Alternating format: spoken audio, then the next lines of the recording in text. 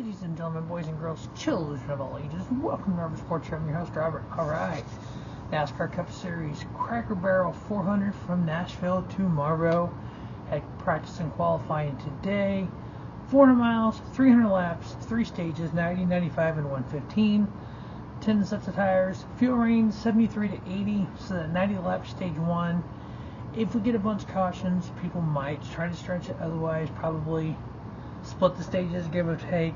We know qualifying today, or practice, the 16 Colic Racing AJ Allmendinger was pulled off the line. Apparently, they did some unapproved adjustments when they shouldn't have. So, probably more than likely a penalty coming from that this week. High eat that for the men and women there at Colic Racing and AJ Allmendinger. Let's just hope it's not too severe. I know Chris Rice may have something to say about that on XM Radio this week, so that'll be interesting to see what he says about that on Thursday. The last 2 Nashville races, no cautions in stage 1. So there's a good chance that 90 lap stage 1 can go caution free. Fuel window 73 to 80, so maybe they split him in half. We'll have to see how tires wear is and everything. In the last 4 years, so since 21, 22, 23, 24, stage 3 has had 3 cautions in 21, 2 cautions in 22, 1 caution in 23, chaos in 24, which is 9 cautions, and then we'll see what 25 brings. This is the race last year that had 5 overtime starts. A lot of people didn't like, which made for some weird stats. So Denny Hamlin last year had a 4.52 average running position, finished 12th. Tyler Reddick, 6.4 average running position, finished 3rd. Kyle Larson, 7.12, finished 8th. Chris Buescher, 10.51, finished 5th. Ty Gibbs, 10.58 average running position, finished 23rd. Chase Elliott, 11.85 average running position, finished 18th.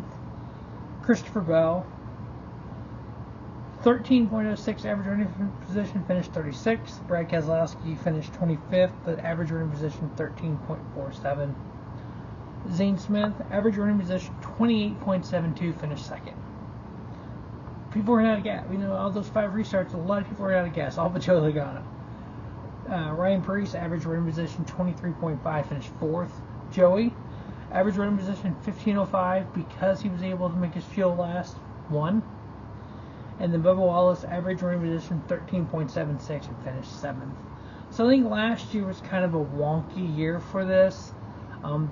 But back-to-back races at Nashville, 20 lead changes each. So we know they can pass.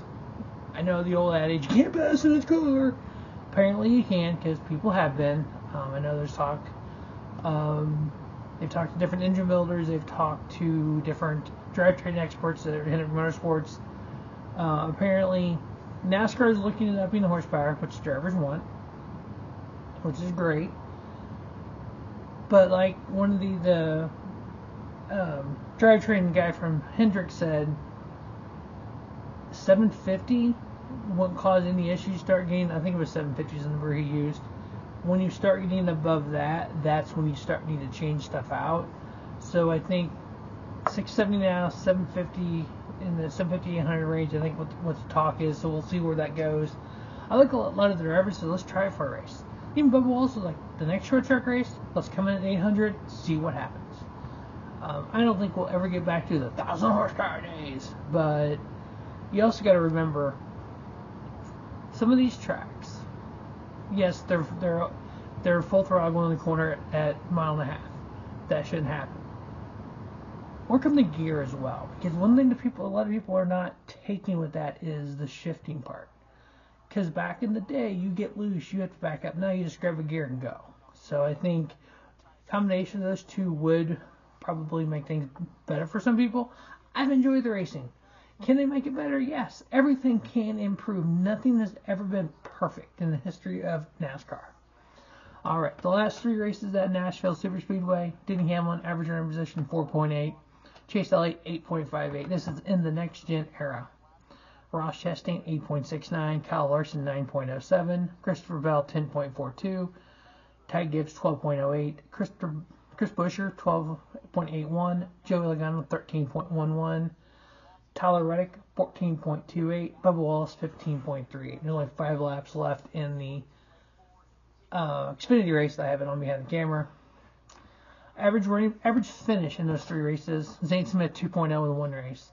Kyle Larson, 5.66. Denny Hamlin, 7.0. He is on baby watch. Ryan Truex is the standby driver for tomorrow. Apparently, obviously, they'll have to decide, does he leave and go back? We'll see what happens. Like he even said on the podcast, hopefully they don't have a Chastain baby. I mean, I guess a Cindric baby would be better, or even, do it for Dale. Do it on Monday for Dale. Or Tuesday, the 3rd. Denny Hamlin, 7.0 average finish. We'll see if he starts tomorrow and what happens there. He will get, if he does not start and has to fly back to Charlotte for the birth of his son, he would get a waiver. It is medical, so he will not lose any playoff points or anything. I know there's been a bunch of stuff on X about that today. You got to use your brain, folks. If it's medical, they're not saying anything. So if you look at the history of the waivers, somebody having babies, somebody sick, somebody breaking their leg, that's all medical. Somebody skipping a race to run a different series, that's not medical. See the difference there? If you're able to race in another series, you're able to race in NASCAR. But if you're not able to race at all, then you get the waiver. I don't agree with the suspension. I think they should eliminate that one. But hey, that's a story for a different time. Chase Elliott, 7.66. Joe Logano, 9.66. Ryan Preece, average finish 10.0 in 2 races at Nashville in the Cup Series. Bubba Wallace, 11.33. Ross Chastain, 13.0. AJ Allmendinger, 13.33. Ryan Blaney, 15.00. So when I do my picks, I look at those kind of stats before I decide what my NASCAR Fantasy Live lineup is going to be, which I've decided I'm going Kyle Larson, Christopher Bell, Ross Chastain, Ryan Blaney, Tyler Reddick, and I'm putting Bubba Wallace in the garage. The reason I'm not starting Denny Hamlin, because there is a chance he may not be there. And I don't know if I would be able to get to my Fantasy Live lineup and with enough time to change that out before the race started because of doing other stuff during the day. Looks like Allgaier is getting ready to win the race on CW. Then the head-to-head is Chastain over Elliott, Blaney over Buescher, Zane Smith over Ryan Preece, and then Tyler Reddick over Joey Logano. That's the Fantasy Live lineup. As we look at the NASCAR Cup Series points, 8 different winners in 13 races. We have 13 races left. So if we just match what we already done, that's 16 winners. That means everyone gets in on wins. We have the opportunity to still have that 17th win in the regular season. I know, everyone, it has never happened before. We've come close, but it's never happened before. There's always going to be that first time. I want it just for the chaos of it. So right now we have William Byron with a win, leading the points, 29-point lead over Kyle Larson. He took a big hit last week with having the 2 incidents at Charlotte, minus 29 with those 3 wins. Christopher Bell is 30th with 3 wins. Third with 3 wins. 4th in points, Chase Elliott plus 141 of the cut line. 5th is Tyler Reddick plus 118. Denny Hamlin is in 6th with 2 wins. Ryan Blaney 8th with plus 89. 9th and 10th, Ross Chastain, Joey Logano, each now with a win. Alex Bowman is 10th, plus 59. Now remember, at the end of the regular season, the top 10 in points get bonus points. It's 15 for the regular season champion, and then 10, and then on down to 1 for 10th place. So that battle between 10th and 11th does matter because it's an extra playoff point. Right now, 11th is Chase Briscoe plus 40. 12th is Bubba Wallace plus 38. Ricky Stenhouse 13th plus 10. Then that very tight battle, Ryan Preece plus 6 and 14th. 15th is Austin Cindric for the win. 16th is Chris Buescher, but he's minus 6. He did get those 30 points back from that penalty, so he was minus 36, which would have put him 25th. So now he's up to 16th, only 6 points behind. Currently 17th points is Josh Berry with the win. Then we got 18th, they got AJ Allmendinger minus 13. Kyle Busch 19th minus 14. Mike McDowell minus 21. John Hunter Nemechek minus 23. Carson Hocevar minus 32. David Gilliland 34. So close through here.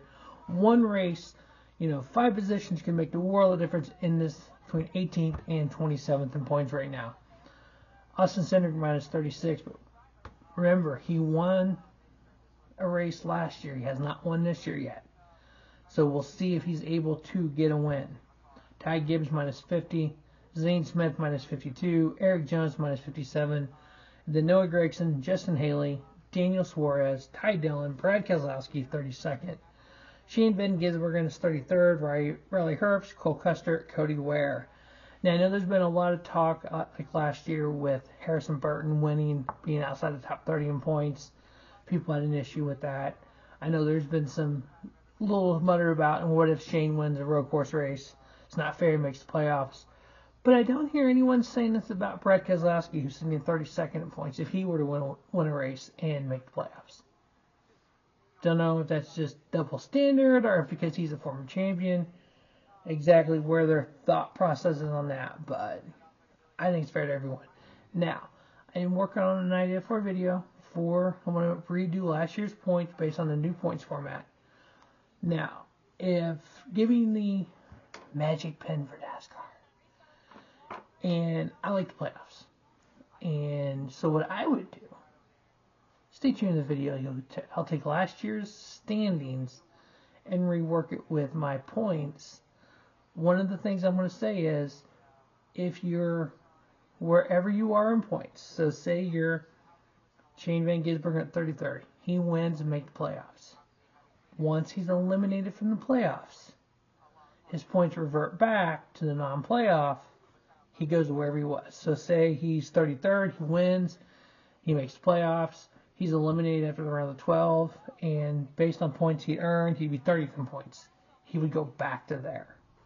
So the only hint I'm going to give about this. Been kind of working on it in here, and we get some pen to paper, computer spreadsheet, and try to get that done and kind of use my new points based on last year's stats to see if it would really make a big difference. That's going to be a long project.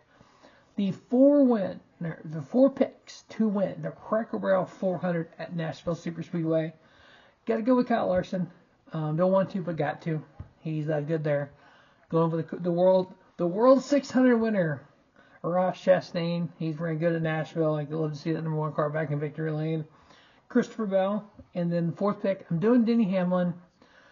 I'm not putting him in the fantasy lineup because I don't know what could happen tomorrow, but I will pick him to win because I am a Denny Hamlin fan. He does have an average running position of 4.0 in the last 3 races. He has an average finish of 7.0 at Nashville in the last 3 races. That is the Cracker Barrel 400 preview for the 2025 Nashville Superspeedway race. Now remember, this race is 4 weeks earlier this year than it has been. It was the 20th, the 26th, the 25th, and the 30th of June. Now it is June 1st. So will that 4 weeks earlier change with the weather? I know Bob Pockrass put out the forecast, 60% chance of rain before 6 p.m. After 6 p.m., 20% chance of rain. Could this race get rained out tomorrow and move to Monday? They do have lights, but how late on the Sunday night would they be willing to try and dry the concrete track and get to racing? Only time will tell. We'll see what tomorrow brings. Thanks for watching the Robert Sports Show. And don't just have a great day. Have a spiffy day. Robert Sports Show, your YouTube leader in sports channel content.